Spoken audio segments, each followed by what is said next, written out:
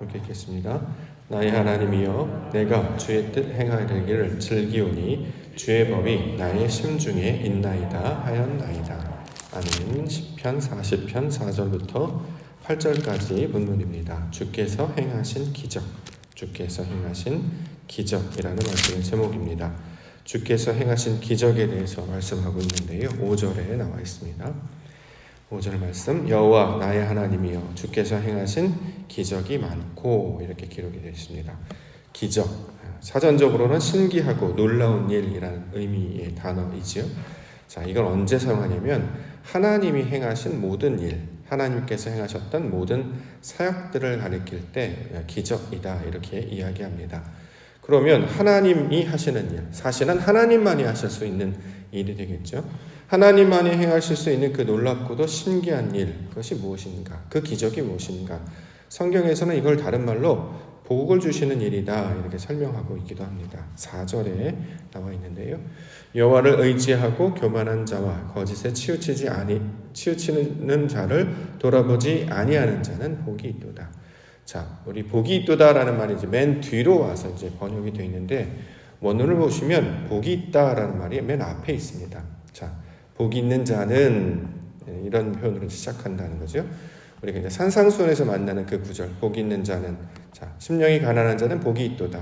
원래 그 구절도 복이 있는 자는 심령이 가난한 자이다, 이렇게 이제 원래 순서가 되어 있는 것이죠. 자, 그 순서에 따라서 이것을 번역하게 되면 복이 있는 자는 여호와를 의지하는 자이다. 교만과 거짓에 치우치는 자를 돌아보지 아니한다, 이렇게 이제 기록하고 있습니다. 이처럼 하나님께서 주시는 복이 있는 자가 되는 것, 이게 바로 기적이다라는 것이고 신기한 일이다라는 거죠. 자, 복에 관한 개념 이제 나왔기 때문에 우리가 살펴볼 수 있는데, 성경에서 말하는 복이 있는 자라고 할 때 이제 크게 두 가지 용어를 사용합니다. 첫 번째는 우리가 늘 익숙해 있던 축복하다라고 의미로 사용하는 바라크라는 단어가 있고, 오늘 본문에서 사용하고 있는 복이 있다라고 하는 것은 바라크가 아니고 아셰르라는 단어를 사용하고 있습니다. 자, 내용은 조금씩 풀이는 조금 달라지지만 본질은 똑같습니다. 성경에서 말하는 복은 무엇이냐면 하나님의 말씀대로 우리가 그대로 지어져 가는 것을 복이라고 합니다. 이게 원래 의도잖아요. 하나님께서 태초에 천지를 창조하신 목적이 뭐냐면 우리를 하나님의 형상을 닮은 자로 만드시는 이야기를 하고 있다는 거죠. 그래서 그 하나님의 뜻대로, 그 하나님의 말씀대로 우리가 아담이 되는 것, 하나님의 형상대로 만들어지는 것을 가리켜서 성경은 복이 있다, 이렇게 이야기하고 있습니다. 자, 이것을 가지고 복이 있는 자라고 이야기하는 거죠. 자, 그럼 이 구절을 이제 보통 해석하려면 어떻게 우리가 이제 도구를 사용하면 좋으냐면, 시편을 늘 읽으시다가 어려움이 있거나 좀 내용이 이해가 안 된다 그러면 항상 어디로 돌아가면 좋으냐면 시편 1편 말씀을 기준으로 삼으시면 좋습니다. 늘 강조합니다만 시편 1편은 일종의 서시 같은 거죠. 방향을 알려주는. 그러니까 시편 150편의 뜻과 방향이 어디로 나아갈지를 가리켜준 하나의 좌표, 이정표, 어떤 방향키 같은 것이기 때문에 성경을 읽다가 이것이 약간 이제 자기식대로 엉뚱하게 해석이 될 것 같으면 1편 또는 2편, 1편과 2편 사실 모두가 다 기준이 되는데 그 1편으로 더 가면 좋습니다. 자, 1편의 기준에 따라서 이걸 이제 해석할 수 있다는 거죠. 왜냐하면 복 있는 자에 관한 이야기를 하고 있기 때문이죠. 시편 1편에 보면 복이 아직 없었던 자들에 관한 이야기가 먼저 나오죠. 그 사람들이 누구냐면 악인들의 꾀를 따르는 자, 죄인들의 길에 서는 자, 오만한 자리에 앉은 자들 설명을 먼저 합니다. 왜 그러냐면 그게 우리의 현재 상태를 나타나 주고 있기 때문입니다. 악인들의 꾀를 따른다, 죄인들의 길에 선다, 오만한 자리에 앉는다라고 하는 것은 하나님의 뜻에서 벗어나는 것을 가리키고 있는 말이죠. 이거 하마르티아라고 이야기하기도 하고, 관역에서 빗나가다, 중심에서 멀어지다, 베레스트라고 하는 것에서 이제 멀어지다, 이제 그 뜻이 되겠죠. 그렇기 때문에 악이라고 이야기하고 죄라고 이야기하고 오만하다 이렇게 이야기한다는 거죠. 자, 그런 자들로 살아갔던 사람들이 원래 저와 여러분들이었습니다. 그런데 하나님께서 역사하여 주셔서 이들을 바꿔주시죠. 어떻게 해요? 여호와의 율법을 묵상하는 자로 바꿔주십니다. 그래서 2절에 보면 여호와의 율법을 즐거워하며 그의 율법을 주야로 묵상하는 자가 되게 하시는 것이 복 있는 자의 모습입니다. 이전에는 율법이 없었습니다. 꾀만 있었고 그죠? 자기가 원하는 자기의 길만 있었고 또 내가 차지하고자 하는 그 자리만 있었죠. 그런 것만이 눈에 보였다라는 거죠. 그런데 그가 모든 것들을 다 무너뜨리고 다 패하고 이제 하나님의 말씀이 보이기 시작하고 들리기 시작하여서 그것이 그러한가 하여서 그것을 즐거워하면서 주야로 아침과 저녁으로 묵상한다. 주야로 묵상한다라고 하는 것은 이제 그대로 보면 아침에부터 저녁까지라는 의미가 되겠습니다만 의도, 그 뜻을 살펴보면 하나님의 말씀으로 만들어진 자가 되었기 때문에 그 말씀, 그 마음 안에 하나님의 말씀이 이제 채워지는 것을 묵상한다 이렇게 이야기합니다. 그렇겠죠. 그릇이 되어서 말씀이 담겼으니 그 말씀이 날마다 작동하여서 우리 하나님의 말씀이 그러한가 하여서 날마다 내 마음 가운데 새겨지고 그 말씀의 뜻대로 생각하고 느끼고 살아가는 모든 것. 그래서 이것을 복이 있는 것이다. 이렇게 이야기하고 있는 것이죠. 자, 이처럼 하나님이 하시는 일을 알지 못하는 자였다가 이게 바로 하나님이 하시는 일이었구나 라고 하는 것을 깨달아 알게 되는 것이에요. 이전에는 하나님이 어떤 존재인지 몰랐잖아요. 그런데 그분이 뭘 담아서 주십니까? 말씀이라고 하는 것에 자신을 담아서 계시하셨다라는 거죠. 그런데 그 말씀을 받았고, 자, 그 선물을 받았고 뚜껑을 열어보니 말씀이라고 하는 것에 그것을 뚜껑을 열어서 그 내용의 속내용을 들여다보니 그 안에 하나님의 뜻이 가득하여서 그 하나님의 뜻이 내 안에 들어와 하나님의 뜻이 내 뜻이 되는 것. 하나님께서 바라시는 것이 나의 바람이 되는 것. 이거 어저께 우리가 기도라는 말로 배웠죠. 이게 다윗은 하나님의 마음과 똑같아졌다. 이렇게 이야기하고 있다는 거예요. 그래서 이것을 복이 있다. 이렇게 얘기하는 것입니다. 복이 있다고 말하기 때문에 무도한테 주는 복은 아니겠죠.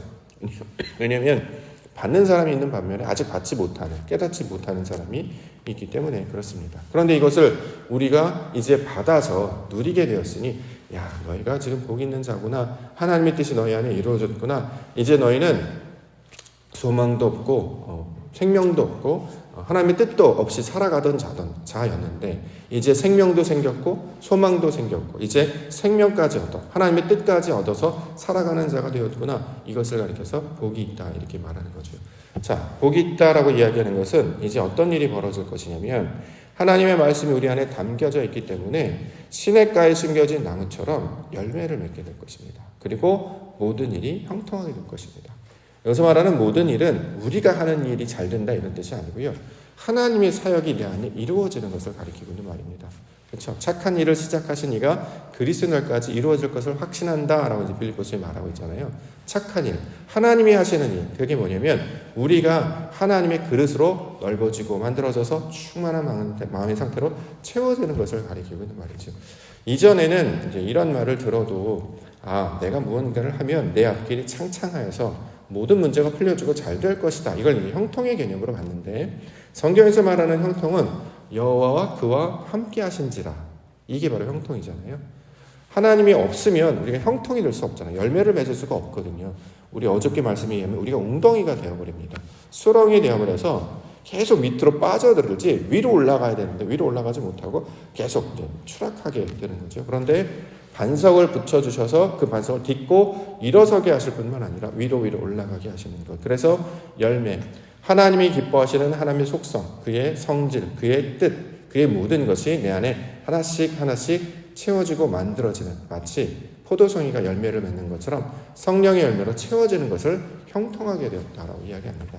그래서 성경에서 말하는 형통하는 자 요셉은 보디발의 집에 가던 감옥에 갇히던 어디에 가던 항상 하나님의 은혜 가운데 살고 있는 자였기 때문에 그는 하나님의 약속의 말씀을 붙들고 있던 자였기 때문에 내 환경이 감옥과 같은 상황이든 내 환경이 억울하게 보디발에도 누명을 씌는 상황이든 거기에 개의치 않았다는 거죠. 말씀을 붙잡고 있고 그의 안에서 하나님의 은혜를 누리는 자였기 때문에 그는 하나님의 뜻을 깨닫는 자였기 때문에 낙심하거나 무너지지 아니하고 항상 주의 진리의 말씀을 동행하는 자로 살았기 때문입니다. 나중에 그 말씀을 계속 붙잡고 있었던 자가 어떻게 열매를 맺게 되냐면 애굽이라고 하는 민족을 구하는 일을 감당할 뿐만 아니라 그의 가족들도 구원하게 되죠. 나중에 이제 요셉이 그런 고백하잖아요. 당신들은 나를 헤아렸으나 하나님께서 이것을 선으로 바꾸사 하나님의 일을 이루셨다. 결국 우리가 하나님의 모양대로 자꾸 만드시는 이유는 우리가 하나님의 형상을 닮은 자로 자꾸 만드시는 이유는 하나님의 영광의 뜻이 있다라는 거 아니겠습니까? 그거를 마침내 보게 하시려고. 이렇게 하시려고 우리를 그렇게 말씀으로 인도해 가시고 하나님의 뜻을 따르라 하시고 너희 뜻대로 하지 말고 그 하나님이 주신 감동을 따라가라고 그렇게 말씀하셨구나. 이걸 이제 계속해서 이제 알게 되는 것이죠. 일상 가운데 무언가 설명할 수 없는 감동, 무언가 설명할 수 없는 이끄심이 우리 안에 있습니다. 그래서 우리가 이것에 반응하기 시작하지 않습니까? 그래서 예배처를 찾는 것이고, 그래서 기도자가 되는 것이고, 그래서 예배를 하게 됩니다. 왜 여기, 왜 지금, 왜 내게? 근데 이것이 하나님의 역사이구나를 깨닫는 자가 된 것을 성경에서는 복이 있다 이렇게 말하고 있는 것입니다. 그 복이 있는 자로 오늘도 말씀 가운데 나아가는 기도의 시간 되기를 원합니다. 우리에게 주시는 복 뭐가 있을까요? 말씀의 뜻을 깨닫게 해주셨네요. 6절에 나와 있습니다. 6절 주께서 내 귀를 통하여 내게 들려주시기를 제사와 예물을 기뻐하지 아니하시며 번제와 속죄제를 요구하지 아니하신다 하신지라. 주께서 내 귀를 통하여 들려주셨다. 어떤 소리를 들으려면 귀로 듣는 것이 마땅하지요. 귀로 듣죠. 어디 듣습니까? 근데 여기서 이제 굳이 귀로 들려주셨다라고 하는 것은 이제 표현이 되겠죠. 말씀의 의도가 무엇인지를 알게 해주셨다라는 표현을 이렇게 하는 거죠. 우리가 일상적으로 쓰는 말도 내 말을 알아들어, 내 말귀를 알아들어 이런 표현 하잖아요. 말귀를 못 알아듣는다, 말귀를 알아듣는 이런 표현하는 것은 우리말, 그러니까 우리 한국말을 하는 걸 못 알아들었다가 아니라 그 말의 속뜻, 의도를 깨달았을 때 이렇게 쓰는 표현 아니겠습니까? 마찬가지로 하나님께서 말씀을 우리에게 율법을 들려주셨어요. 율법을 들려주는데 우리가 처음에 이게 무슨 뜻인지를 못 알아들었다는 거죠. 여기 보니까 제사와 예물 이렇게 이야기하니까 제사를 드리라고 하는 거였구나. 예물을 드리는 거라고 하는 거였구나. 우리가 처음에 이제 그렇게 받았어요.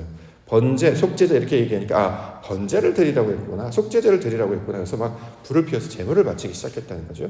근데 나중에 이 말씀의 뜻이 무엇인지를 알게 됐어요. 이것은 우리에게 희생제사를 드리라고 가르쳐 주신 것이 아니라 그 제사가 말하는 뜻이 무엇인지, 예물이 갖고 있는 의미가 무엇인지를 알게 해주셔서 우리가 그런 모양과 성질대로 바뀌게 될 것을 가리키고 있는 말씀이었다라는 것입니다.